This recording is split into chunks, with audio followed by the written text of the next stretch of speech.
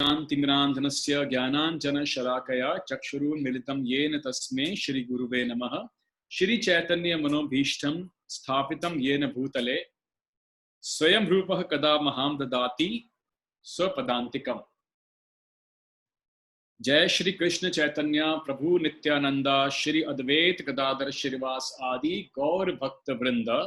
हरे कृष्णा कृष्णा कृष्णा हरे हरे, हरे राम राम राम हरे हरे। हरे कृष्णा। आप सभी भक्तों का एक बार वापस से आज के हमारे इस एडवांस्ड भगवद गीता के क्लास में स्वागत है। तो अभी जैसा कि हम अध्याय दूसरे के अंदर प्रवेश कर चुके हैं और हमने जो पिछली बार जो हमने सेकंड चैप्टर के श्लोकास लिए थे उसको एक बार हम थोड़ा सा रिवाइज कर लेते हैं ताकि जो कॉन्टेक्स्ट है और जो सेटिंग है वो हमको समझ में आ जाए। तो सबसे पहले मैं आपको बताना चाहूंगा कि हमने पिछली बार चैप्टर 2 भगवद गीता का वर्स 8 से वर्स 11 तक कवर अप किया था। 8, 9, 10, 11। तो यहाँ पे हम चैप्टर जो सेकंड का है उसमें आप अपना जो वर्स 8 है उसका एक बार हम शॉर्ट कर लेते हैं रिवीजन। तो यहाँ लिखा है, नहीं प्रवश्यामि अमापनुद्यात यच्छो कमुच्छोषणमिन्द्रियाणाम अवाप्य भुवाम सपत्न वृद्धम राज्यम सुराणाम अपि चाधिपत्यम। तो 8वां जो वर्ष है उसमें अर्जुन भगवान कृष्ण से ये कह रहे हैं कि मुझे ऐसा कोई साधन नहीं दिखता जो मेरी इंद्रियों को सुखाने वाले इस शोक को दूर कर सके। यहां तक कि अर्जुन ये कहते हैं कि पूरी पृथ्वी का सुख या फिर इस युद्ध को जीतने के बाद अगर मैं स्वर्ग के राज्य की प्राप्ति भी करता हूं तो भी मुझे मेरे दुख से निवारण नहीं मिल सकता। यानी कि हमें यह जानने को मिलता है, अर्जुन इस बात को बहुत अच्छे से समझते हैं कि आर्थिक सुख, पृथ्वी का पूरा राज्य या युद्ध जीतने के बाद अगर उनको स्वर्ग का राज्य भी प्राप्त होता है तो उन्हें उनका दुख का निवारण नहीं मिलेगा। ये हमने इस श्लोक के अंदर समझा था। और जो 9th टेक्स्ट है, एव मुक्ता ऋषिकेशम गुड़ाकेशः परंतप नयोत्स इति गोविंद मुक्तवा तूष्णिम बभूवः। तो यहां अर्जुन भगवान को फिर से कहते हैं न योत्स्य इति गोविंदम। यहां लिखा है दूसरी लाइन में, न योत्स्य इति गोविंदम, कि मैं ये युद्ध बिल्कुल भी नहीं कर सकता। और 10वां जो श्लोक था, तमुवाच ऋषिकेशः प्रहसन्निव भारत सेनयोरुभयोर्मध्ये विषिदन्तमिदं वचः। तो यहां पर भगवान कृष्ण हंसते हुए, प्रहसन्निव वर्ड जो है प्रहसन्निव, स्माइल करते हुए अर्जुन को पहली इंस्ट्रक्शन देते हैं टेक्स्ट नंबर 11 के अंदर। और अशोच्यानन्वशोचस्त्वं प्रज्ञावानांश भाषसे गतासूनशम नानु शोचंती पंडितः। तो पहली इंस्ट्रक्शन अर्जुन को भगवान ने क्या दी थी 11वें श्लोक में, जो हम अभी इसको रिवाइज कर रहे हैं कि तुम्हारी बात करने की शैली पंडित जैसी है, जो तुम्हारी बात करने की स्टाइल है वो लर्नेड पंडित जैसी है, लेकिन तुम पंडित हो नहीं, तुम वास्तविकता में मूर्ख जैसी बात कर रहे हो। ये बात भगवान ने 11वें श्लोक में अर्जुन को कही और साथ में ये भी एक तरह से डांटते हुए कहा, क्योंकि उन्होंने 11वें श्लोक में गुरु का पद संभाल लिया था। और कहते हैं अशोच्यनन्वशोचस्तुम, मतलब कि जो तुमको लग रहा है शोक करने के लायक हैं वो शोक करने योग्य भी नहीं है। और योग्य इसलिए नहीं है क्योंकि ये सब तुम शरीरों के लिए शोक करना चाहते हो जो कि नश्वर हैं, जिनका की अंत निश्चित है।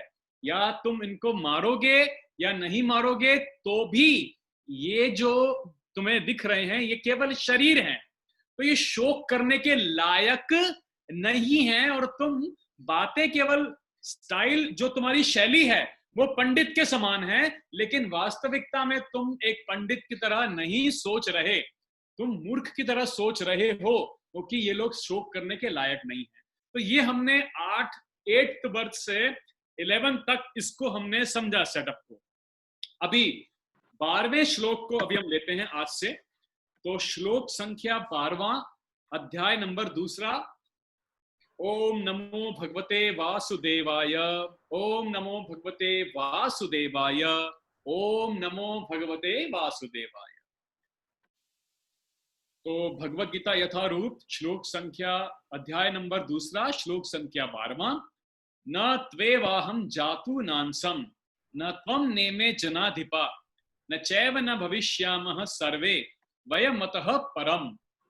तो हम पहले word to word meaning check करते हैं इसका। First will check the word to word meaning. Okay, न का मतलब नहीं, तू लेकिन, एव निश्चय ही, अहम मैं, जातु किसी काल में, न नहीं, आसम था, न नहीं, त्वम यानी कि तुम, न नहीं, इमे ये सब राजागण, ये सब सैनिक, जन अधिपा राजा गण, न कभी नहीं, च भी, एव निश्चय ही, न नहीं, भविष्याम रहेंगे, सर्वे वयम हम सब, अतः परम इससे आगे। अनुवाद और तात्पर्य शिला प्रभुपाद द्वारा। शिला प्रभुपाद की जय।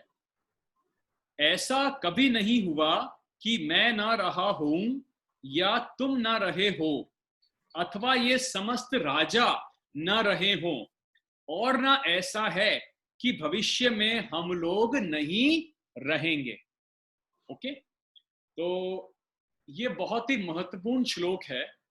यहां पर भगवान जो है एनलाइटनमेंट थोड़ा और ज्यादा हमें देने जा रहे हैं। Krishna is giving more enlightenment, soul के आत्म तत्व के बारे में यहाँ पे हमको और जानकारी देने जा रहे हैं। जैसा मैंने आपसे बताया था, श्लोक संख्या 11 से 30वें श्लोक तक सांख्या फिलॉसफी चलेगी। आत्म ज्ञान के बारे में भगवान जानकारी देंगे।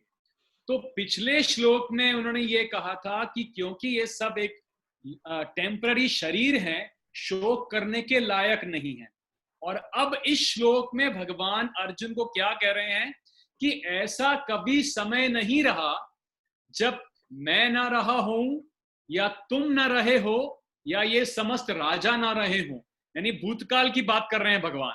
पास्ट में कभी ऐसा समय नहीं रहा और ना कभी भविष्य में ऐसा समय आएगा जब मैं ना रहूं या तुम नहीं रहो, या तुम ना रहोगे या ये समस्त राजागण न रहेंगे।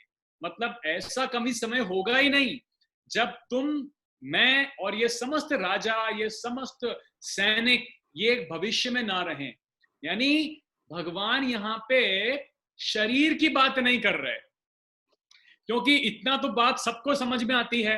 अर्जुन भी इस बात को जानते हैं कि ऐसा तो शरीर तो टेम्पररी है।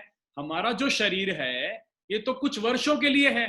तो ऐसा तो हम शरीर के बारे में नहीं कह सकते कि पहले भी ये शरीर हमेशा से था, अभी भी है ही वर्तमान में, और ऐसा भी समय नहीं होगा जब कभी आगे ना रहे। ये बात शरीर के बारे में तो नहीं कही जा सकती। तो जाहिर सी बात है यहां भगवान एक आध्यात्मिक तत्व की बात कर रहे हैं, आत्मज्ञान की बात करने लगे हैं। यानी वो शरीर की बात नहीं कर रहे, क्योंकि ये बात तो स्वाभाविक है, क्योंकि शरीर तो कुछ वर्षों के बाद में नष्ट होना उसका परम लक्ष्य है ही। तो ये बात भगवान आध्यात्मिक स्तर पे आत्मज्ञान के बारे में अर्जुन को इंस्ट्रक्शन देना शुरू करें हैं। और आप इसका जो हम अपना एक बार इसका थोड़ा सा जो परपट है, पहले उसका मैं एक पैराग्राफ पढ़ लेते हैं। तो वेदों में कठ उपनिषद में तथा श्वेताश्वर उपनिषद में ऐसा कहा गया है कि जो श्री भगवान असंख्य जीवों के कर्म तथा कर्मफल के अनुसार उनकी अपनी अपनी परिस्थितियों में पालक हैं, वही भगवान अंश रूप में हृदय, हर जीव के हृदय में वास कर रहे हैं। केवल साधु पुरुष जो एक ही ईश्वर को भीतर बाहर देख सकते हैं, पूर्ण शांति, पूर्ण शाश्वत शांति प्राप्त कर सकते हैं। ओके, अभी यहां पर इस श्लोक के अंदर भगवान के बारे में थोड़ा सा हमको और जानकारी मिलेगी। मैं आपको आगे जो श्लोक है कठ उपनिषद का ये अभी समझाऊंगा। तो भगवान यहाँ पर अर्जुन को जो कहना चाह रहे हैं वो ये क्लियर कट समझा रहे हैं कि पास्ट के अंदर मैं तो हूं ही, मैं तो हमेशा से रहा ही हूं, तुम भी भूतकाल में रहे हो। यानी मैं एक अलग इंडिविजुअल हूं, अर्जुन तुम एक अलग इंडिविजुअल हो, और ये समस्त राजागण ये समस्त सैनिक जो दिख रहे हैं ये भी अलग अलग इंडिविजुअल्स हैं। हाँ, भगवान एक अलग पर्सन है, अलग इंडिविजुअल है। अर्जुन को कह रहे हैं तुम भी एक अलग इंडिविजुअल हो, और ये समस्त राजा, ये समस्त सैनिक गण जो हमको दिख रहे हैं ये सारे के सारे अलग अलग इंडिविजुअल्स हैं।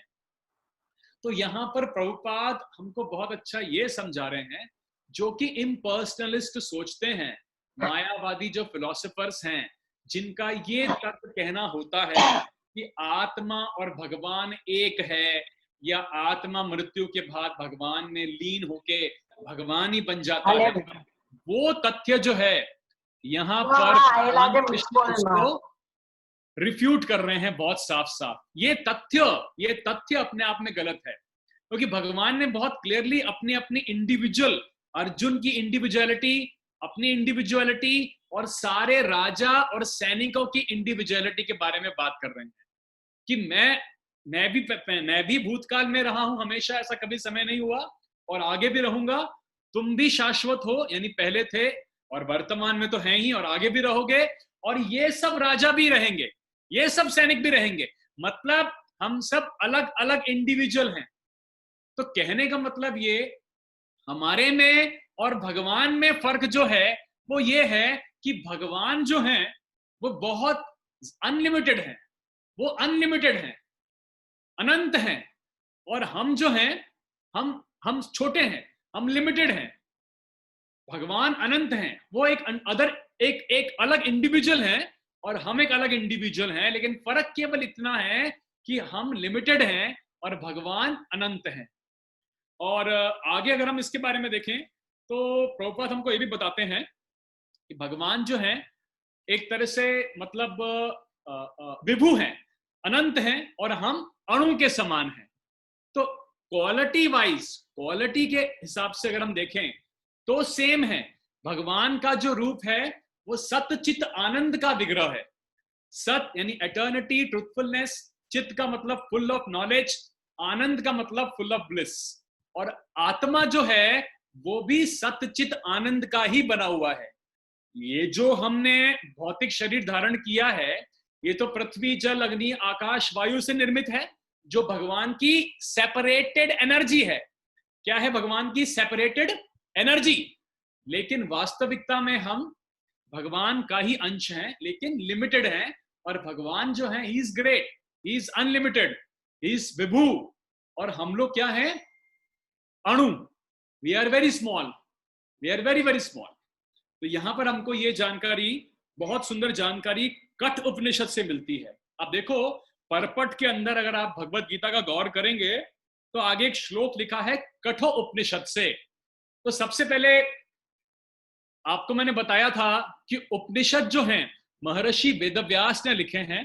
उन्होंने 108 उपनिषद लिखे हैं और 18 पुराण लिखे हैं। यानी जो वेद हैं, वेदों को उपनिषद और पुराणों में कंपाइल किया था महर्षि वेदव्यास ने, जो स्वयं भगवान कृष्ण का लिटररी इनकारनेशन है। मतलब ये किसी मनुष्य ने वेदों को संकलन नहीं किया, भगवान कृष्ण ने स्वयं किया है। तो इसकी चर्चा हम पहले कर चुके हैं। तो कठ उपनिषद का हमको सामने श्लोक दिखता है परपट के अंदर, जो मैं पढ़ता हूं आपके सामने। यहां लिखा है नित्यो नित्यानाम चेतन चेतनानाम एको बहुनाम यो विद्धाति कामान तमात्मस्तम ये अनुपश्यन्ति धीरा धीरास्तेषाम शांतिः शाश्वती नेतरेषाम। तो पहला वर्ड क्या लिखा है? नित्यो नित्यानाम। अभी इसका मतलब क्या हुआ? कठ उपनिषद के अंदर सुप्रीम पर्सनैलिटी ऑफ गॉडेड के बारे में वर्णन है और हम इसको समझने जा रहे हैं। नित्यो नित्यानाम मतलब सुप्रीम एटर्नल, जितने जो भी शाश्वत हैं, एटर्नल हैं, उनमें सुप्रीम एटर्नल। तो जो भगवान है वो सुप्रीम एटर्नल है, एटर्नल के अंदर शाश्वतों में सुप्रीम शाश्वत। नित्यो नित्यानाम चेतन चेतनानाम, यानी चेतना, चेतन का मतलब क्या हुआ? कॉन्शियसनेस, चेतना, कॉन्शियसनेस। तो जो भी कॉन्शियस चीजें हैं, कॉन्शियस हैं, यानी हम आत्माएं, कॉन्शियस, उन सब में सुप्रीम कॉन्शियस, सुप्रीम चेतना, चेतना चेतना नाम यानी सुप्रीम, जो जितने भी एटर्नल हैं नित्यो नित्या नाम, उनमें सुप्रीम एटर्नल, जो भी जितनी भी चेतना वाले तत्व हैं उन सब में सुप्रीम चेतना वाले हैं। आगे क्या लिखा है, एको बहुनाम यो विद्धाति कामान, एको मतलब एक होकर के, बहुनाम बहु सारे जीवों को पालन करने वाले, एको बहुनाम यो विद्धाति कामान। फिर क्या लिखा है, तमात्मस्तम ये अनुपश्यन्ति, तमादस्तम ये अनुपश्यन्ति का मतलब जो कि हर जीव के हृदय में स्थित हैं, हर जीव के कहां स्थित हैं, हृदय में स्थित हैं। और ये बात भगवत गीता के अंदर भगवान ने 18th चैप्टर के 61 श्लोक में भी कही है, ईश्वर सर्वभूता नाम। देखिए आप देख सकते हैं 18वां जो अध्याय है उसका अगर आप 61 टेक्स्ट खोलेंगे 18th चैप्टर का, 18 चैप्टर का 61 टेक्स्ट आप खोल के देखिए, ईश्वर सर्वभूतानां हृदयेषु अर्जुन तिष्ठति, लिखा है यहां पे, यानी हे अर्जुन परमेश्वर प्रत्येक जीव के हृदय में स्थित है। आप मेरी बात समझे, this is mentioned in the 61 verse of 18th chapter. Okay, तो यहां पर कठ उपनिषद के अंदर जो हम पढ़ रहे हैं, कठ उपनिषद में महर्षि वेदव्यास ने वही बात लिखी है, नित्यो नित्या नाम, जो नित्य है, एटर्नल है, उसमें सबसे सुप्रीम एटर्नल, इसमें जो चेतना वाले तत्व हैं उनमें सुप्रीम चेतना वाला, एको बहुनाम यो विद्याति कामान, एक होकर के सारे जीवों को पालन करने वाला, और तमात्मस्तमम ये अनुपश्यन्ति, सबके जीवों के हृदय में स्थित, धीरास्तेषां शांति शाश्वती नेतरेषां, जो इस बात को समझता है वो व्यक्ति धीर है। धीराम, धीर मतलब सोबर, संभाव, और ऐसा व्यक्ति शांति प्राप्त करता है। जो धीर है, जो इस बात को समझता है, जो भगवान की सुप्रीमेसी को समझता है, कृष्ण की सुप्रीमेसी को जो समझता है कि वो नित्यों में श्रेष्ठ हैं, चेतना वाले तत्वों में भी श्रेष्ठ हैं, एक होकर के सारे जीवों के पालन करने वाले हैं, चाहे वो मनुष्य हो, चाहे वो पशु हो, चाहे वो कीट पतंग हो, कोई भी हो, सबके हृदय में स्थित हैं, ऐसा धीर व्यक्ति शांति प्राप्त कर सकता है जो इस तत्व को, इस बात को समझता। तो ये यहां पर प्रभुपाद ने बहुत सुंदर बताया हमको, क्योंकि यहां पर भगवान इस श्लोक के अंदर, इस श्लोक में इंडिविजुअल सोल्स की बात कर रहे हैं कि मैं सेपरेट हूं, एक इंडिविजुअल सोल, पर मेरी पोजीशन डिफरेंट है। इसलिए प्रभुपाद ने ये श्लोक लिखा कि भगवान की पोजीशन और हमारी पोजीशन बहुत अलग अलग है। हम क्वालिटेटिवली सेम है पर क्वांटिटेटिवली सेम नहीं है। उनमें और हमें क्वांटिटी के अंदर समुद्र की बूंद और समुद्र जैसा फर्क है कि समुद्र और समुद्र की बूंद, हम लोग एक ड्रॉप हुए और समुद्र अपने आप में एक विशाल समुद्र है। इस प्रकार से हमने यहां पर इस तत्व को समझा जो प्रभुपाद बता रहे हैं। और मायावादी फिलॉसफी जो है वो तो खैर उसके ऊपर बहुत क्लियर कट भगवान यहां पर बताते हैं कि एकाकार नहीं होता जीव का और भगवान का, कि जीव मृत्यु के बाद भगवान के अंदर दिया बन के चला गया और वहां लाइट में लीन हो गया। ऐसा नहीं है, ऐसा नहीं है। जैसे एक पेड़ के अंदर, हरा पेड़ होता है ना, हरा रंग का पेड़, उसमें एक पैरट, तोता जाएगा ग्रीन कलर का पेड़ में, तोता पैरट, तो वो दिखेगा ऐसे जैसे लीन हो गया पेड़ के अंदर, लेकिन वास्तविकता में पेड़ अलग है और तोते की पोजीशन अलग है। जो तोता है उसकी पोजीशन अलग रहेगी और पेड़ की पोजीशन अपनी अलग रहेगी। तो जीवात्मा जो है क्वालिटी में हम लोग सच्चिदानंद में भगवान के साथ क्वालिटी में सेम है। जीव प्योर सोल की बात कर रहे हैं आप, प्योर सोल, प्योर सोल। देखिए सोल के साथ मन बुद्धि अहंकार सूक्ष्म शरीर है, आत्मा के साथ मन बुद्धि अहंकार की लेयर है, लेकिन जब आत्मा जाता है यहां से भगवत धाम तो मन बुद्धि अहंकार डिटैच होती है, वो अलग हो जाती है उससे। और जब हम इस भौतिक शरीर में आते हैं, जब इस भौतिक जगत में आते हैं, तो हमको ये बॉडी लेनी पड़ती है और हम भौतिकता के संसर्ग में आके कंटेमिनेट होते हैं। लेकिन वास्तविकता में जो सोल है उसकी quality is as good as supreme lord, लेकिन क्वांटिटी के अंदर हमको कठ उपनिषद के इस श्लोक से ये बात समझ में आती है। ओके, तो अब हम अगला जो श्लोक है वो हम लेके चलते हैं। यहां भगवान ने आध्यात्मिक तत्व की तरफ अर्जुन का ध्यान दे दिया कि ऐसा कभी समय नहीं रहा जहां पर पास्ट में मैं न रहा हूं या तुम न रहे हो या ये सब राजा न रहे हो। इसका मतलब भगवान शरीर की बात नहीं कर रहे, वो बात कर रहे हैं आत्मा की, वो बात कर रहे हैं आध्यात्मिक तत्व की, जिसके बारे में आगे और जानकारी हमको मिलेगी।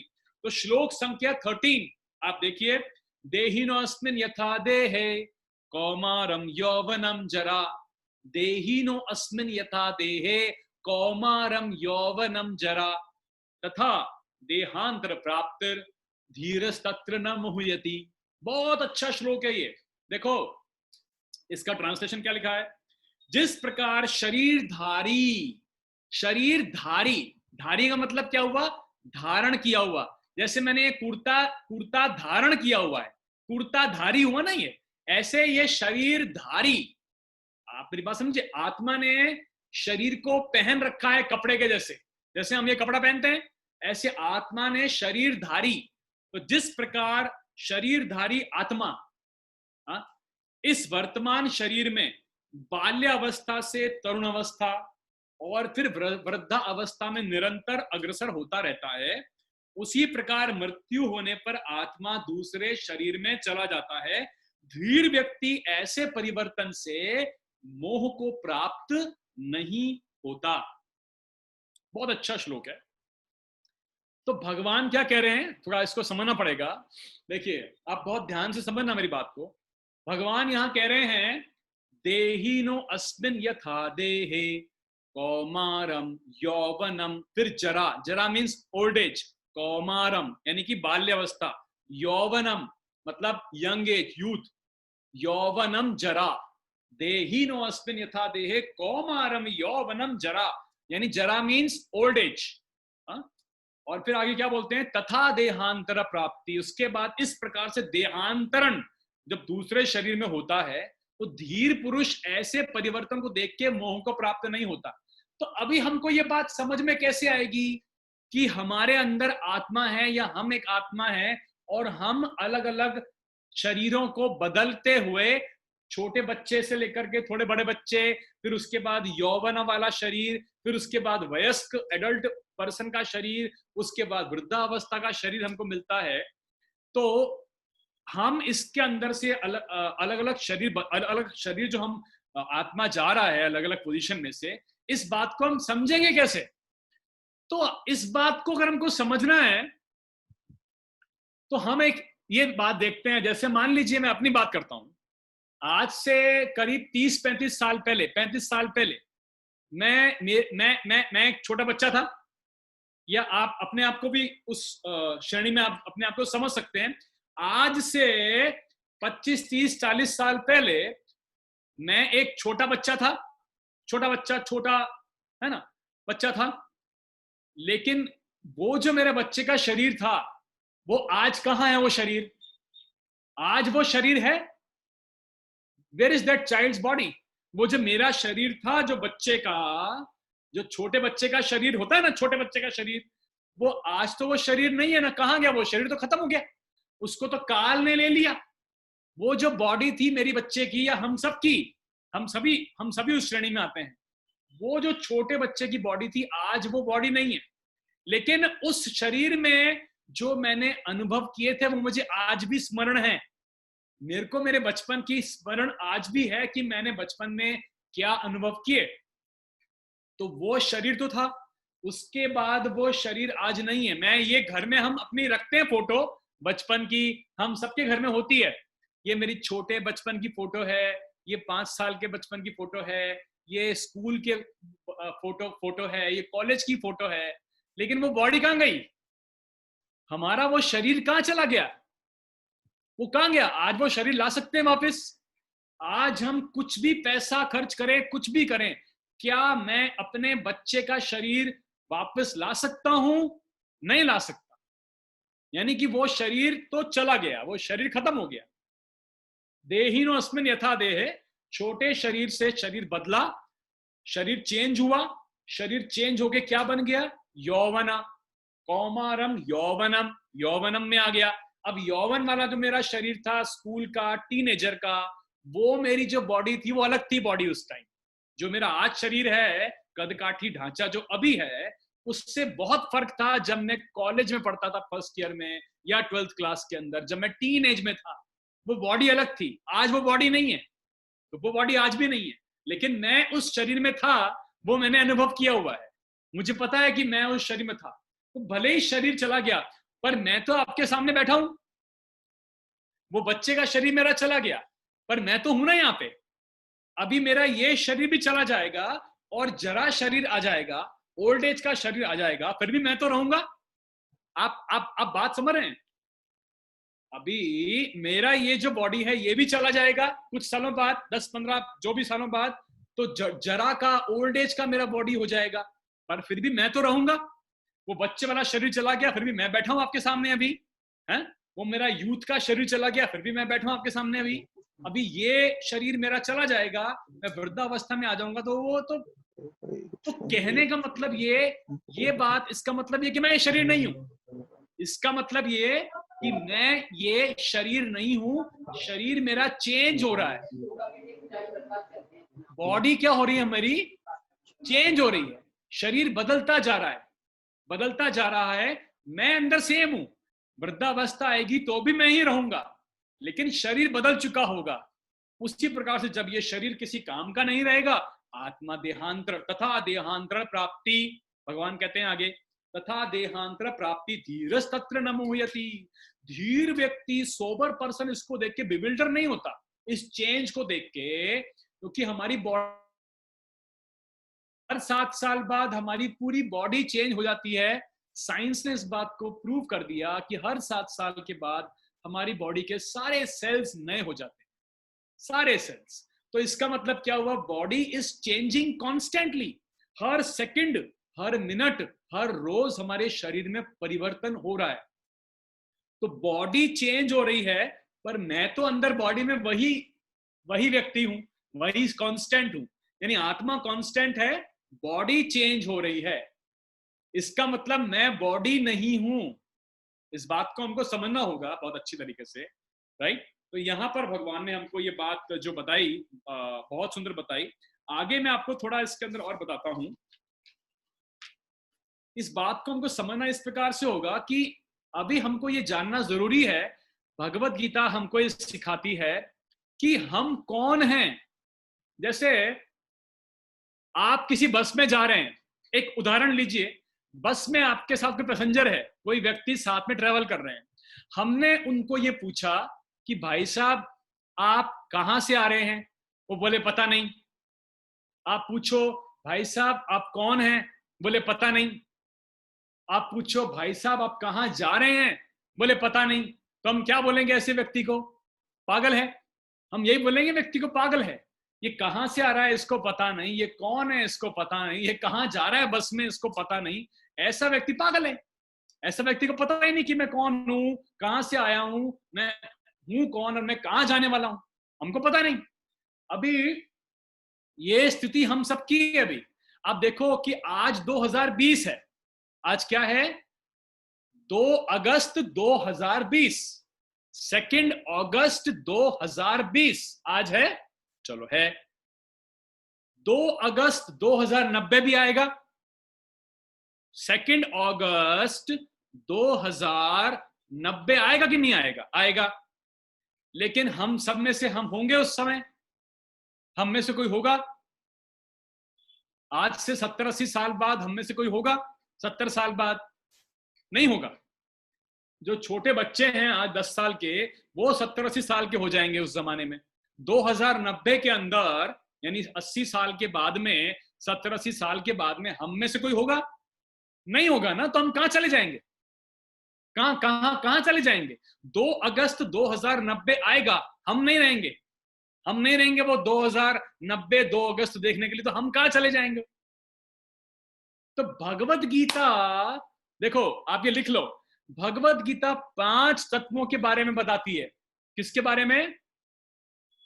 5 तत्व। सबसे पहले कि हम कौन हैं, यानी जीव, जीव के बारे में नॉलेज आएगी। तो अभी सेकंड चैप्टर चल रहा है, हम कौन हैं, है ना, ये पहला तत्व आ गया। दूसरा तत्व ये आएगा कि हम किसके हैं, हम कहां से आए, हम किसको बिलोंग करते हैं, कौन किसके हैं हम, तो ईश्वर यानी भगवान। तो दूसरा तत्व क्या आया? ईश्वर। हम कहां से आए? भगवान से आए, भगवान के हैं, वो अभी आपको मैं बताऊंगा, मैं श्लोक कौन सा आगे आएगा। पर पहला तत्व क्या हुआ? जीव, जीव के बारे में नॉलेज आएगी। दूसरा, जहां से जीव आया है, जिसको जीव बिलोंग करता है, ईश्वर, राइट। और तीसरा तत्व कि हमने, इस जीव ने किसको पकड़ रखा है यहां पे रहने के लिए? प्रकृति को पकड़ रखा है। तो भौतिक जगत प्रकृति का तत्व। तीसरा तत्व प्रकृति। तीसरा तत्व क्या हुआ? प्रकृति। पहला हुआ जीव, फिर ईश्वर, फिर प्रकृति। उसके बाद काल, काल का मतलब समय, काल, इसके बारे में जानकारी मिलती है, ये तत्व के बारे में वर्णन है। तो भगवत गीता में चौथा तत्व आता है काल, और पांचवा आता है कर्म। पांचवा क्या आता है? कर्म, है ना। तो ये 5 तत्व हैं, जीव, ईश्वर, प्रकृति, काल और कर्म।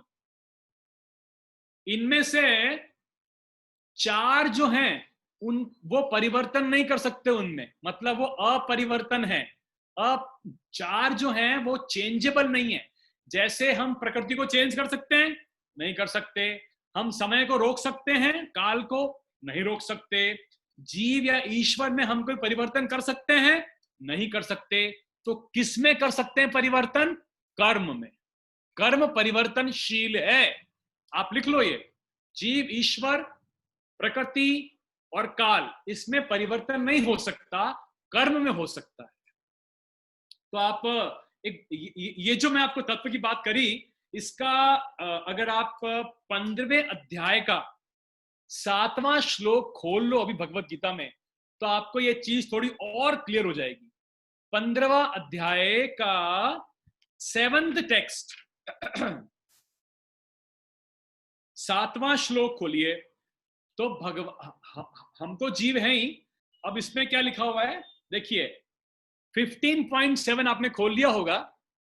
उसमें देखिए, ममे वांशो जीव लोके जीव भूतः सनातनः मनःष्ठानींद्रियाणि प्रकृति स्थानी कर्षति। क्या लिखा है ट्रांसलेशन में? इस बद्ध जगत में सारे जीव मेरे अंश हैं। भगवान ने क्या बोला? मेरे अंश हैं। हम कहां से आए? भगवान से, क्योंकि भगवान के हम सारे अंश हैं। और आगे क्या लिखा है? बद्ध जीव जीवन के कारणों वे 6 इंद्रियों से घोर संघर्ष कर रहे हैं, जिसमें मन भी सम्मिलित है। जो हमारी 5 इंद्रियां हैं, आंखें, नाक, मुंह, स्पर्श, गंध, जो हमारी 5 जो हमारी इंद्रियां हैं, इसके अलावा मन, मन से हमने इस प्रकृति को पकड़ रखा है अपने मन की वजह से, और हम संघर्ष कर रहे हैं। तो हम आए कहां से? ममे वांशो, मेरा है। भगवान कहते हैं ममे वांशो, मेरा निश्चय ही अंश सूक्ष्म कण जीव लोके, बद्ध जीवन के संसार में। जीव भूत, तो जीव को क्या लग गया है? एक भूत लग गया, बद्ध जीव है। आप समझे बात को, तत्व को समझिए। We can come back to, हम वापस आ सकते हैं सेकंड चैप्टर पे। कहने का मतलब ये है कि भगवान ने क्या बोला कि एक तो हम जीवात्मा है, जीव है, जीव का ज्ञान आएगा इस नॉलेज के अंदर। और किसके जीव है? तो हमको ये पता होना चाहिए कि हम कौन है, हम कहां से आए, हम क्यों यहां पर फंसे हुए हैं, और हम कहां जाने वाले हैं। तो अपने मन की वजह से, इसके बारे में डिटेल चर्चा आगे आएगी, बहुत आगे आएगी, पर अपने मन की वजह से हमने इस सारे प्रकृति को पकड़ के रखा हुआ है और 5 इंद्रियों के साथ संघर्ष कर रहे हैं। ऐसा 15.7 मैंने आपको रेफर करवाया, जस्ट फॉर योर अंडरस्टैंडिंग, इस बात को केवल समझने के लिए, इस बात को केवल समझने के लिए। तो ये श्लोक बहुत सुंदर है, बहुत सुंदर श्लोक है। देहीनो अस्मिन् यथा देहे, कृष्ण इज टेलिंग डायरेक्टली, कौमारम यौवनम जरा, कौमार बच्चे का शरीर, यौवन यंग, जरा ओल्ड एज।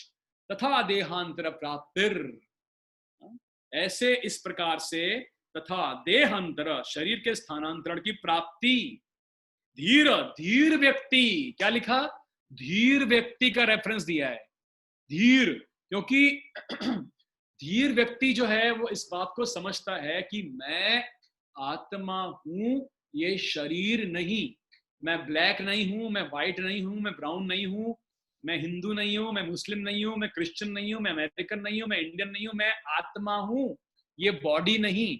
और ये बॉडी तो मेरी चेंज होगी, जरा अवस्था के बाद दूसरा शरीर मिल जाएगा, नया मिल जाएगा, फिर वहां से मैं मरूंगा, फिर अगला शरीर प्राप्त हो जाएगा। तो आत्मा तथा देहांतर प्राप्तिर धीरस्तत्र न मुह्यति, ऐसा धीर व्यक्ति कभी शोक को प्राप्त नहीं होता। इसका हम परपट पढ़ते हैं, एक paragraph for better understanding.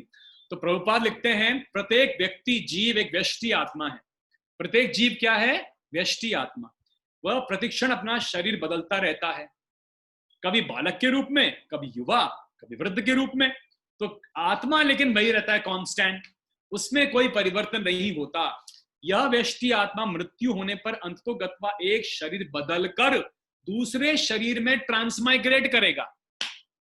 Okay, और चूंकि अगले जन्म में हमको ये एक शरीर मिलना अवश्यम भावी है, चाहे वह शरीर आध्यात्मिक भी हो सकता है या भौतिक भी। मतलब भगवत गीता हमको ये सिखाती है, ये शरीर मनुष्य में हमारे पास एक अपॉर्चुनिटी है कि अगला शरीर हमारा भौतिक भी हो सकता है और आध्यात्मिक भी हो सकता है। यानी हम अगर भगवान कृष्ण की भक्ति ठीक से करते हैं तो हम आध्यात्मिक जगत में ऊपर जा सकते हैं, अन्यथा हम भौतिक शरीर प्राप्त करेंगे। इसके बाद आगे क्या लिखा है, चाहे वह शरीर आध्यात्मिक हो या भौतिक। अतः अर्जुन के लिए तो भीष्म और द्रोण के लिए शोक करने का कोई कारण नहीं था, क्योंकि भीष्म और द्रोण बहुत ही साधु पुरुष थे। तो अगर ऐसे व्यक्ति, अगर इनकी मृत्यु भी हो जाती है तो भी ये अच्छा शरीर प्राप्त करेंगे, उच्च लोकों में जाएंगे, जैसा आगे लिखा है।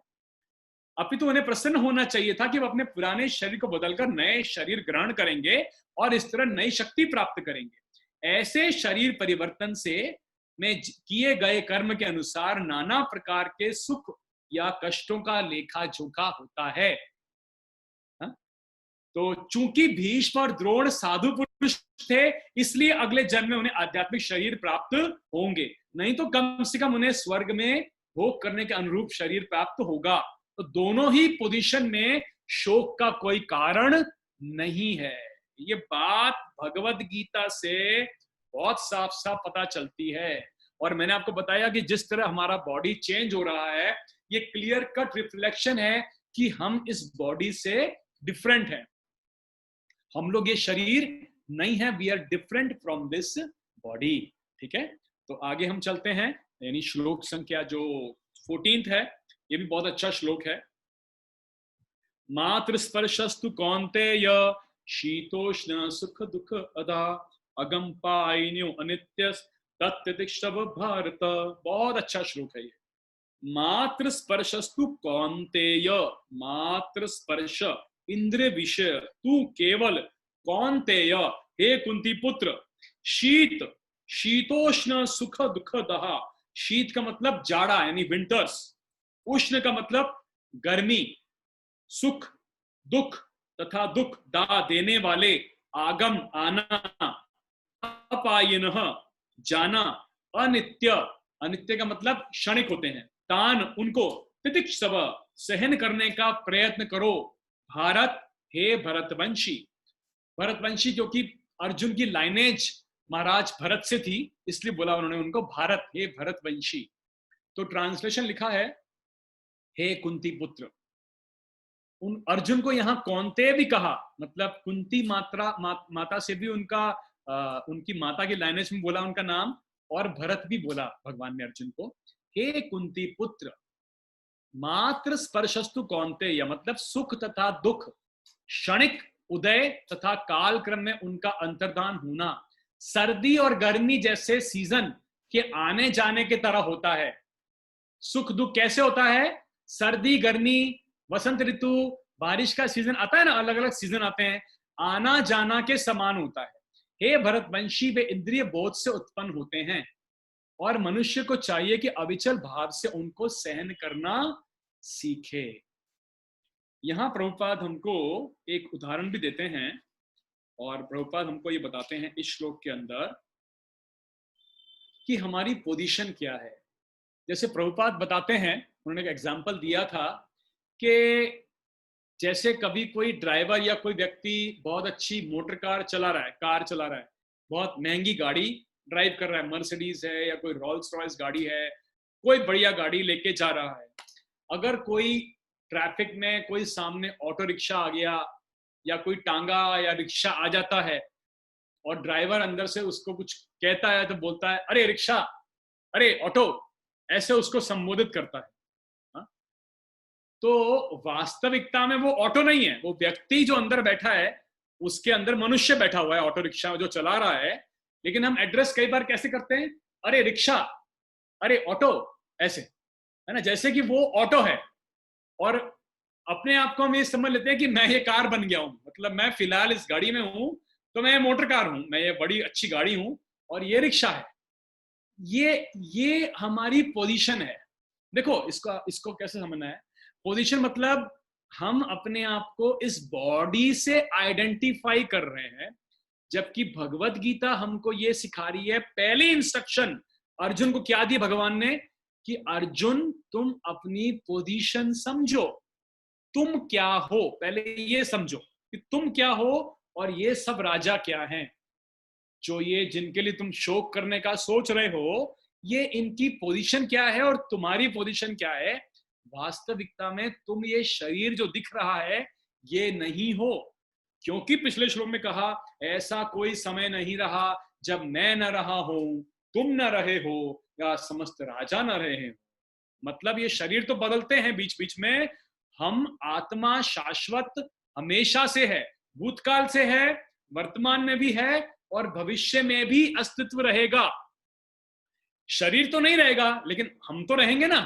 तो कहने का मतलब ये है, ये हमारी पोजीशन है कि व्यक्ति सामने वाले को भी शरीर से ले लेता है कि सामने मेरी पत्नी है, मेरा बच्चा है, मेरे पति है, मेरा मित्र है, मेरा पड़ोसी है, वो उस शरीर में है, वो कुछ सालों के लिए इस शरीर में है, 25 साल, 50 साल, 60 साल, 70 साल, 80 साल बहुत हो गया, इतने सालों के लिए वो इस भौतिक जगत में आया है।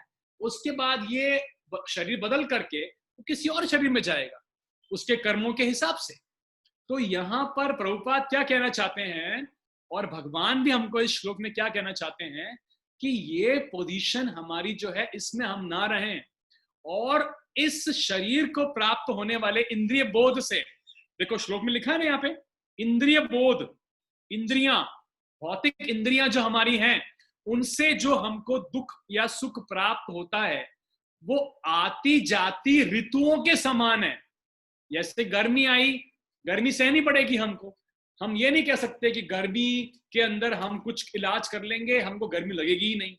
घर में हम कभी बैठे हैं एसी चला लेंगे अलग बात होती है, लेकिन गर्मी बाहर जाएंगे कुछ भी करेंगे काम पे जाएंगे सहन करनी पड़ती है।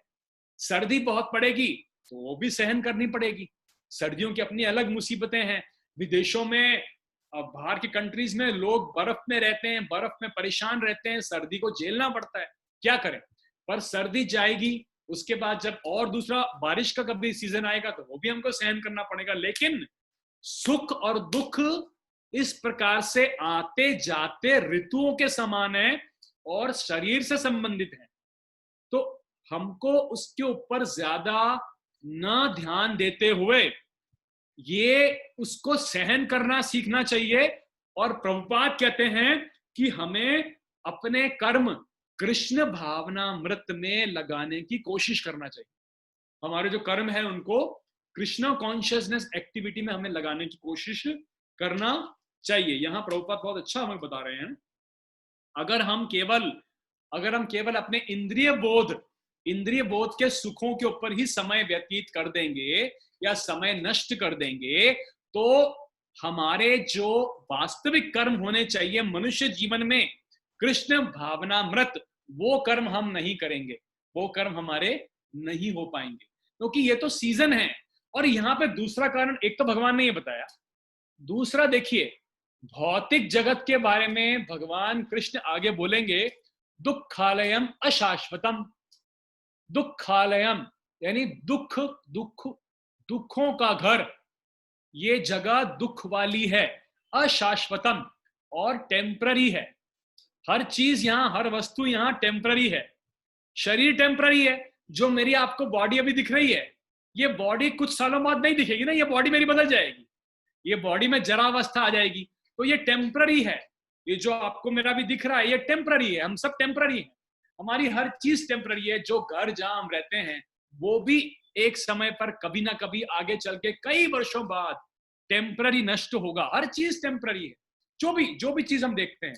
तो अशाश्वतम, और दूसरा क्या बोला भगवान ने, दुखालयम, दुखालयम अशाश्वतम, प्लेस ऑफ मिजरी। तो जैसे लाइब्रेरी में जाएंगे तो क्या मिलेगा, बुक्स मिलेंगी, डेयरी पे जाएंगे तो क्या मिलेगा, दूध मिलेगा, पनीर दही मिलेगा, हमको पता है। उसी प्रकार से भौतिक जगत के अंदर भगवान कहते हैं दुखालयम, तो यहां पे सुख तो है ही नहीं। हम अगर सुख खोजना चाहते हैं तो वो ऐसा हो जाएगा जैसे डेजर्ट में पानी को ढूंढना, क्योंकि दुखालयम, भगवत गीता बोलती है दुखालयम और टेम्पररी, अशाश्वतम। तो अब अगर व्यक्ति इस भौतिक जगत में रह करके भी रहेगा तो दुख तो उसको झेलने पड़ेंगे, और वो अपने सर्दी गर्मी की तरह आएंगे जाएंगे। तीसरा एक और कारण क्या है कि हम अपने कर्मों से भी सुख दुख क्रिएट करते हैं। एक तो भौतिक जगत के अंदर हमको देवी देवताओं से दुख मिलते हैं, हमको अपने मन से मिलते हैं दुख, और दूसरों से दुख मिलते हैं, और हम जो अपने गलत कर्म करते हैं उनसे भी हमको दुख मिलते हैं, और जो अच्छे कर्म करते हैं उनसे हमको सुख मिलता है। तो ये कॉम्बिनेशन है सीजन की तरह, और हमारे कर्मों पे डिपेंड करता ही है, ये तुम जानते हैं कि हमारे कर्मों पे डिपेंड करता है। लेकिन कर्मों के अलावा भौतिक जगत की ये प्रकृति भी है, ये एक प्रकृति है भौतिक जगत की, कि यहां पर दुख तो मिलेगा ही, और टेम्पररी है हर चीज। तो क्या कर्म करना चाहिए ऐसा जिससे कि हमको दुख तो आएगा, हमारे कर्मों के अनुसार दुख तो आएगा, पर ऐसा क्या कर्म करें जिससे दुख को हमको महसूस कम करना पड़े, या हमको कम दर्द हो, कम दर्द हो। आप मेरी बात समझ रहे हो? तो भगवान 11वें अध्याय के 55वें श्लोक में कहते हैं, 11th चैप्टर का आखिरी श्लोक, आप देख सकते हो खोल के, 11th चैप्टर का लास्ट टेक्स्ट, वहां पर कृष्णा कहते हैं वो अगर हम करेंगे तब जाकर के हमको इस भौतिक जगत में जो दुखालयम है यहां पर थोड़ी रिलीफ आएगी। रिलीफ इन अ सेंस कि हम उस दुख को इतना महसूस नहीं करेंगे। जब हम भक्ति का कार्य करते हैं तो आप 11वें अध्याय का चाहो तो रेफरेंस के लिए आखिरी श्लोक खोल सकते हैं। हे अर्जुन, जो व्यक्ति सकाम कर्मों तथा मनोधर्म के कलमश से विमुक्त होकर मेरी शुद्ध भक्ति में तत्पर रहता है, जो मेरे लिए ही कर्म करता है, जो मुझे ही जीवन का लक्ष्य समझता है, और जो प्रत्येक जीव से मैत्री भाव रखता है, वह निश्चय ही मुझे प्राप्त करता है। मतलब कहने का यहां पर यह है कि जो व्यक्ति भगवान के लिए ही कर्म करता है, मतलब कैसे, जैसे आप जॉब करते हो, या आप बिजनेस करते हो, या आप प्रोफेशनल हो, सेल्फ एम्प्लॉयड हो, तो आपको वो काम अच्छे से करना चाहिए, ये सोच के कि भगवान ने मुझे ये काम दिया है करने के लिए, और ये भगवान का कार्य है, और मेरी जिम्मेदारी है कि कृष्ण का कार्य मैं अच्छे से करूं। अर्जुन ने भगवत गीता सुन के गांडीव उठाया और अच्छे से युद्ध किया, क्योंकि भगवान ये चाहते हैं कि तुम क्षत्रिय हो, तुम्हें तुम्हारा धर्म का पालन करना है, तो हम ये कर्म भगवान के लिए करें, है ना। ये कॉन्शियसनेस हमारी ये रहे।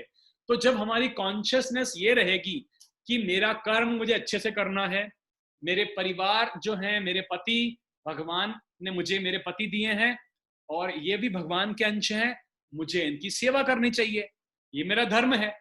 भगवान ने मुझे ये बच्चे दिए हैं, ये भगवान के अंश हैं, इनमें जीव है और ये भगवान के अंश हैं, मुझे इनकी देखभाल अच्छी करनी चाहिए। अगर हम कृष्ण को स्मरण करते हुए सेंटर में रख करके अपना कार्य करेंगे जीवन का, कि पति को कैसे रखना है, पत्नी को मुझे अच्छे से रखना है, क्योंकि पत्नी भगवान का अंश है, वो उसको जीव समझते हुए कि भगवान ने क्या बोला 15वें अध्याय में, सारे जीव मेरे अंश हैं, इसमें भगवान का अंश है, मुझे अपना कर्तव्य पालन भगवान के लिए करना है। भगवान ने मुझे ये पत्नी इस जन्म में दी, मुझे इस पत्नी का भरण पोषण करना है। ये कॉन्शियसनेस हम कर रहे हैं तो भगवान के लिए कार्य हो रहा है। जॉब अच्छे से कर रहे हैं तो भगवान के लिए कार्य हो रहा है। बिजनेस को बुरी मेहनत से लगन से कर रहे हैं तो क्यों कर रहे हैं? भगवान ने मेरे को ये कार्य दिया है, मुझे बिजनेसमैन बनाया है, मुझे ये कार्य अच्छे से करना चाहिए, है ना। और बाकी स्मरण मुझे अपना भगवान के अंदर देना चाहिए। जो मैं खा रहा हूं वो भगवान को अर्पित करूं। तुलसी का पौधा लगा के बिना प्याज लहसुन का भगवान को भोग लगाऊं, फिर प्रसाद ग्रहण करूं, तो भगवान के लिए कर्म हो गया, है ना। श्रीमद् भागवतम का श्रवण करूं, भगवत गीता का श्रवण करूं, भगवान के लिए कर्म हो गया। तो ये सारे कर्म किसके लिए होने लग जाएंगे? हमारे धीरे धीरे सब भगवान के लिए होने लग जाएंगे। तो यहाँ पर भगवान ये हमको बता रहे हैं कि इस प्रकार से आप कर्म करो। तो ये श्लोक में हमने ये सीखा जो अभी कि सुख दुख तो आएगा जाएगा, लेकिन तुम अपना कर्तव्य केवल ठीक से करो और सीजन की तरह वो आएगा, उससे तुम अविचल मत रहो।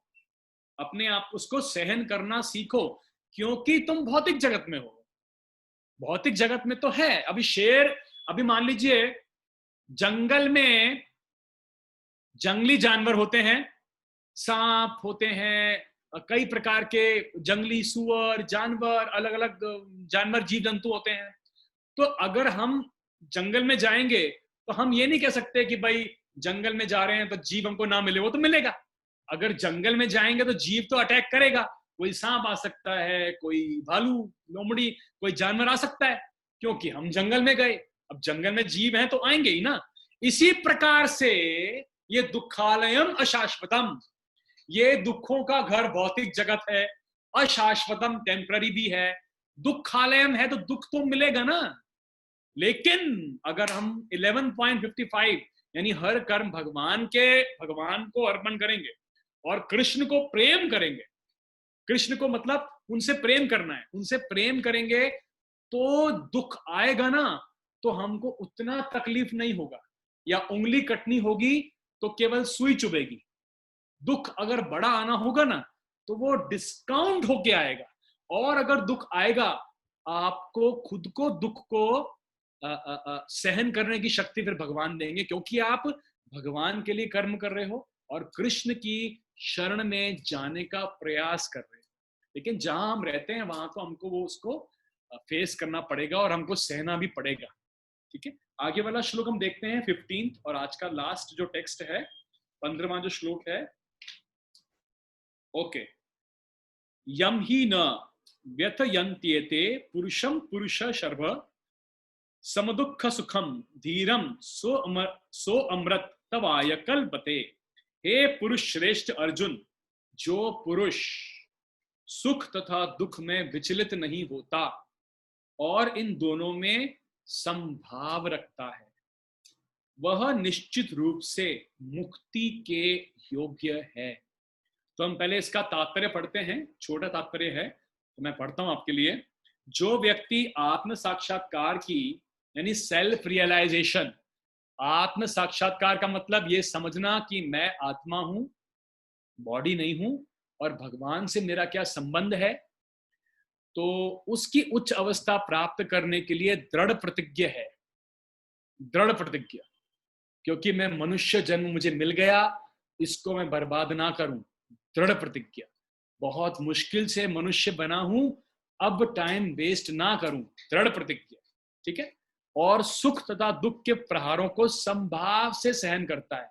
क्या सोच के करेगा कि ये भौतिक जगत है, ये जंगल है, जंगल में जंगली जानवर आएंगे और मैं जंगल में बैठा हूं, तो मैं जंगल में बैठ के मैं ये नहीं कह सकता कि जंगली जानवर ना आए, आएगा। मैं जंगल में बैठा हूं तो शेर तो आएगा या कोई जंगली सांप बिच्छू आएगा, क्योंकि मैं जंगल में हूं। उसी प्रकार से मैं दुखालयम में हूं, तो दुखालयम में हूं, भौतिक जगत, भगवान ने बोला दुखालय, तो दुख तो आएगा, लेकिन मुझे सहन करने की शक्ति मिलेगी। वो आगे भगवान बताएंगे हमको बहुत डिटेल में। तो जो व्यक्ति इसको सहता है ये समझ के कि ये मेरे कर्म भी हैं और दुखालय भी है और मेरे भी कर्म ऐसे हो रहे हैं, उसको सहे, वह निश्चय ही मुक्ति के योग्य है, क्योंकि वो इस भौतिक जगत से ग्रेजुअली डिटैच हो रहा है। वर्णाश्रम धर्म में चौथी अवस्था संन्यास आश्रम की है, कष्ट साध्य अवस्था है संन्यास। किंतु जो अपने जीवन को सचमुच पूर्ण बनाना चाहता है, वह समस्त कठिनाइयों के होते हुए भी संन्यास आश्रम अवश्य ग्रहण करता है। मतलब संन्यास आश्रम में गए नहीं, लेकिन ये समझ के कि क्योंकि मैं एक जंगल में हूं दुखों के, तो अगर मैं दुख के जंगल में हूं तो मैं अंदर जंगल में आ गया हूं अपने गलती से, अब इस जंगल में घुस गया तो जानवर तो आके डराएंगे, लेकिन अगर मैं भगवान कृष्ण को शरणागत होने की कोशिश भी कर रहा हूं, चैंटिंग कर रहा हूं, श्रवण कर रहा हूं, भक्तों का संग कर रहा हूं, तो वो जानवर आएंगे पर आपको इतना भय नहीं लगेगा।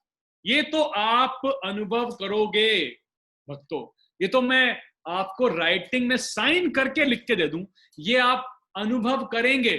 जब आप कृष्ण को शरणागत होने लगेंगे तो दुख तो फिर भी आएंगे, हमारे कर्म हुए ना पुराने, तो दुख तो हमें आएगा। ऐसा नहीं कि हम सारे कर्म हमारे दुख गायब हो गए, तो वो दुख को सहन करने की शक्ति आपको मिल जाएगी, उतना उतना नहीं चुभेगा, कहने का मतलब ये। तो आगे क्या लिखा है, ये कठिनाइयां पारिवारिक संबंध विच्छेद करने तथा पत्नी और संतान से संबंध तोड़ने के कारण उत्पन्न होती है, किंतु यदि कोई इन कठिनाइयों को सह लेता है तो उसके आत्म साक्षात्कार का पथ क्या हो जाता है, साफ हो जाता है, निष्कंटक।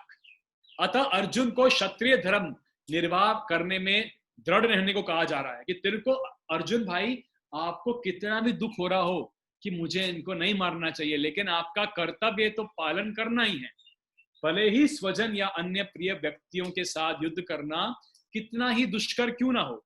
भगवान चैतन्य महाप्रभु ने 24 वर्ष की अवस्था में संन्यास ग्रहण किया, यद्यपि उन पर आश्रित उनकी तरुण पत्नी थी और उनकी वृद्धा मां भी देखभाल के लिए थी, तो भी उच्च आदर्श के लिए उन्होंने संन्यास ग्रहण किया और अपने कर्तव्य पालन में स्थिर बने रहे। तो भव बंधन से मुक्ति प्राप्त करने का यही एकमात्र उपाय है।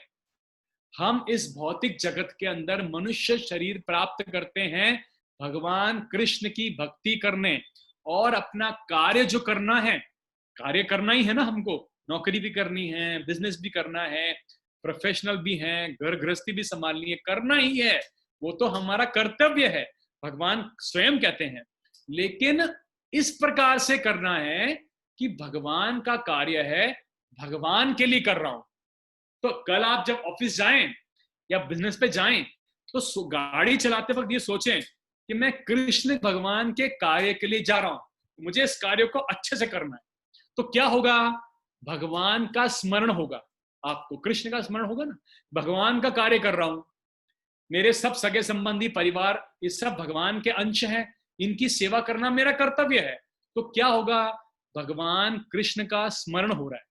तो this is Krishna consciousness, this is Krishna consciousness. जब हम भगवान का स्मरण कर पा रहे हैं, स्मरण अपने काम करते हुए भी स्मरण हो रहा है भगवान का, अच्छी ड्यूटी कर रहे हैं तो भगवान का स्मरण हो रहा है, परिवार को पाल रहे हैं भगवान का स्मरण हो रहा है, भोग लगा के प्रसाद खा रहे हैं भगवान का स्मरण हो रहा है, स्मरण तो हो रहा है ना।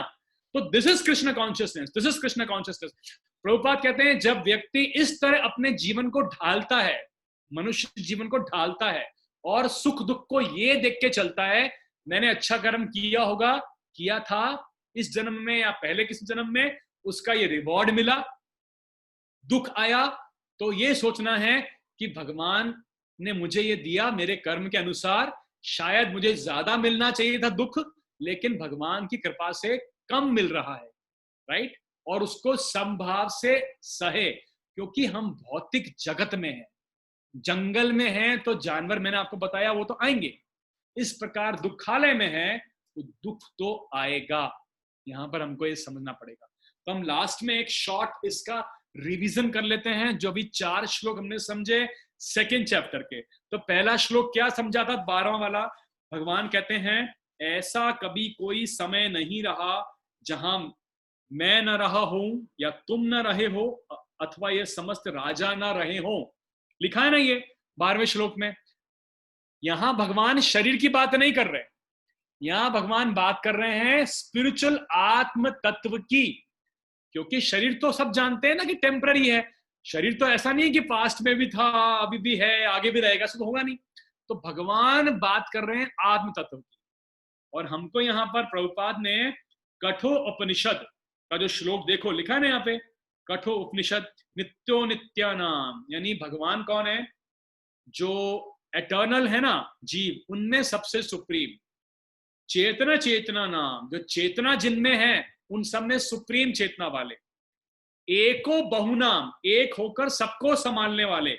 यो विद्धति कामान तमात्मस्थम, ये अनुपश्यंती, यानी सभी जीवों के हृदय में स्थित ऐसा धीर व्यक्ति शांति को प्राप्त कर लेता है।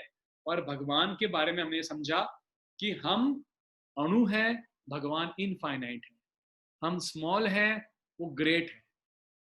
क्वालिटेटिवली सेम है, क्वांटिटेटिवली समुद्र और समुद्र के बूंद के अनुसार फर्क है। ये हमने समझा है श्लोक में। भगवान ने आत्मा के तत्व के बारे में बात करनी शुरू कर दी है। फिर अगला श्लोक क्या बोलते हैं, देहिनो अस्मिन् यथा देहे कौमारम यौवनम जरा तथा देहांतर प्राप्तर धीरस तत्र न मुह्यति। देही धारी जीव, देह को धारण करने वाले। मैंने आपसे कहा था ना, देह हमने धारण की हुई है। ये देह को धारण किया है। ये मैं उंगली थोड़ी हूं, ये मैं उंगली नहीं हूं, मैं अपनी, ये आंख मैं नहीं हूं, तो कान मैं नहीं हूं, तो मैं इस शरीर से डिफरेंट हूं। क्योंकि ये शरीर मेरा पहले बाल्यावस्था में था, फिर वो टीनेज में आया, फिर वयस्क हो गया, अभी जरा में जाएगा। तो शरीर बदल रहा है, पर मैं तो हूं ना आपके सामने प्रेजेंट, यानी मैं शरीर से भिन्न। तो देह तथा देहांतर प्राप्तिर धीरस तत्र, धीर व्यक्ति, सोबर इंटेलिजेंट पर्सन इस बात को देख करके विचलित नहीं होता। कहने का मतलब ये है, यहां पर हमको ये बात को रियलाइजेशन में लाने में समय लगता है। ये एकदम सुन के हम समझ जाते हैं, लेकिन रियलाइज करने में बहुत इतना आसान नहीं है, इसको समय लगता है। पर भगवान ये कह रहे हैं कि आप ऐसा मत सोचो, वो व्यक्ति अलग अलग बॉडीज में जा रहा है। ओके, आगे क्या लिखा है, मात्र स्पर्शस्तु कौन्तेय शीतोष्ण सुख दुख दागम पायनो नित्यस तत्तिष्ठव भारत। तो शरीर इंद्रिय बोध से उत्पन्न होने वाले, इंद्रियां शरीर से, जो हम अपने आप को शरीर मान लेते हैं, मैं कार हूं, ये रिक्शा है, ये रिक्शा है, मैं कार हूं, यानी ये अमेरिकन है, मैं इंडियन हूं, ये गोरा है, मैं ब्राउन हूं, ये काला है, मैं हिंदू हूं, मैं सिख हूं, ये जो हम मान लेते हैं ना, और इस बॉडी से जो उत्पन्न दुख होते हैं, वो दुख सीजनल, सीजन की तरह है। आना जाना दुख में, दुख का लगा रहता है, सीजन चेंज की तरह लगा रहेगा। क्यों लगा रहेगा? अब मन में प्रश्न आएगा ना व्यक्ति को, क्यों मैं ऐसा लगा रहेगा? क्योंकि हम अपनी इच्छा से इस भौतिक जगत में आए, और भौतिक जगत दुखालयम अशाश्वतम, आगे आएगा ये श्लोक, दुखालयम अशाश्वतम मतलब दुखों का घर। तो दुखों के घर में दुख ही तो मिलेगा। जैसे दूध की डेयरी पे क्या मिलेगा? दूध ही मिलेगा ना। लाइब्रेरी में क्या मिलेगा? बुक मिलेगी। कार के शोरूम में जाएंगे, क्या मिलता है वहां पे? कार मिलती है। ऐसे दुखालयम अशाश्वतम। लेकिन हर चीज टेम्पररी भी है यहाँ पे, इट्स एवरीथिंग इज टेम्पररी। और कृष्णा सेज मात्र स्पर्शस्तु कौन्तेय शीतोष्ण सुख दुख अगम पाइन्यो, मतलब जो व्यक्ति इसको समझे और संभाव से जीवन को जीने की कोशिश करे कि सुख दुख मेरी डेस्टिनी फिक्स्ड है, क्योंकि मेरे कर्म मैंने किए पिछले, उससे मुझे ये शरीर मिल गया, ये परिवार मिला, ये परिवार के लोग मिले, इतना मुझे ये बिजनेस मिला, ये नौकरी मिला, ये धन मिला, ये डेस्टिनी मेरे पिछले कर्मों से मिल गई। अभी ये तो बदलेगी नहीं, ये डेस्टिनी फिक्स्ड है। जैसे हम लोग दुख का प्रयत्न नहीं करते, फिर भी दुख हमको मिलता है कि नहीं मिलता? हम दुख के लिए कोई प्रयत्न नहीं करते और दुख तो मिलता ही है। क्योंकि वो डेस्टिनी में है, वो हमने जो कर्म किया था उसका बीज डाला था, वो अभी मैच्योर होके हमारे सामने आ गया। उसी प्रकार से हमारी डेस्टिनी, अच्छे कर्मों के जो सुख हैं वो भी आएंगे, like season, they will come, like गर्मी, सर्दी, बारिश इत्यादि, like season, and they will come, they will go, nothing is permanent, अशाश्वतम, दुखालयम अशाश्वतम। तो everything is temporary, body is temporary, this house is temporary, our car is everything that we see is temporary, ashashvatam।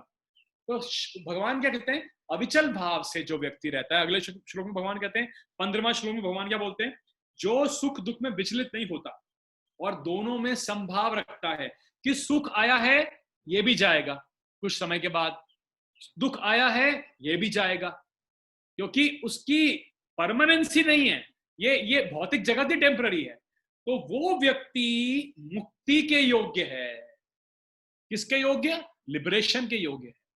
और अगर अगर अगर ये बात बिल्कुल सही है, अगर कोई व्यक्ति भगवान कृष्ण को, आगे भगवान बताएंगे, बहुत अच्छा आएगा इसमें, कि मेरे को सरेंडर करता है और मेरे लिए कर्म करने की कोशिश करता है, तो वो जो व्यक्ति है उसको जंगल में रहते हुए भी जानवर आएंगे डराने, और उसको डर इतना लगेगा नहीं। दुख भी आएगा पर दुख को भगवान सहन करने की शक्ति देंगे कि आप उस फेज से फ्लोट करते हुए निकल जाए। ये तो आप अनुभव करोगे, 100% करोगे। तो आज हम अपने कक्षा को यहां विराम देते हैं, और एक बहुत अच्छा श्लोक मैं आपको रेफरेंस के लिए बताता हूं, आप उसको सुन के खुश हो जाएंगे। आप 18th चैप्टर का 71 श्लोक खोल के देखिए, 18वें अध्याय का 70 और 71, आपका जो भगवत गीता है ना, उसमें 18th चैप्टर का 70 एंड 71 देखिए। भगवान क्या बोलते हैं लास्ट में अर्जुन को, कि मैं घोषित करता हूं कि जो हमारे इस पवित्र संवाद का अध्ययन करता है, यानी अगर आप भगवत गीता का अध्ययन करते हैं, वह अपनी बुद्धि से मेरी पूजा करता है, यानी आप अपनी माइंड से भगवान की क्या कर रहे हैं, पूजा कर रहे हैं।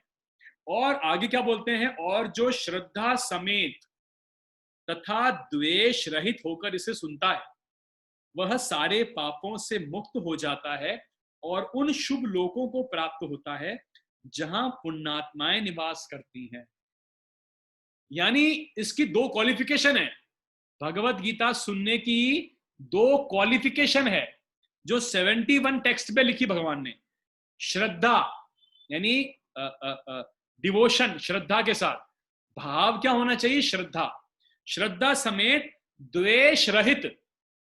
द्वेष का मतलब क्या हुआ, ईर्ष्या नहीं होनी चाहिए भगवान से। हमको भगवान से ईर्ष्या थी, इसलिए हम भौतिक जगत में हैं।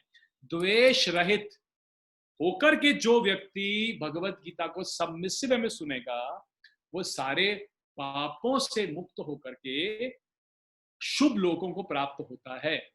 और अगर हम अपने सारे कर्म भगवान को ही ध्यान में रखते हुए करेंगे, तो भगवान क्लियरली बोलते हैं 18.65 के अंदर कि वो व्यक्ति मेरे पास ही आता है।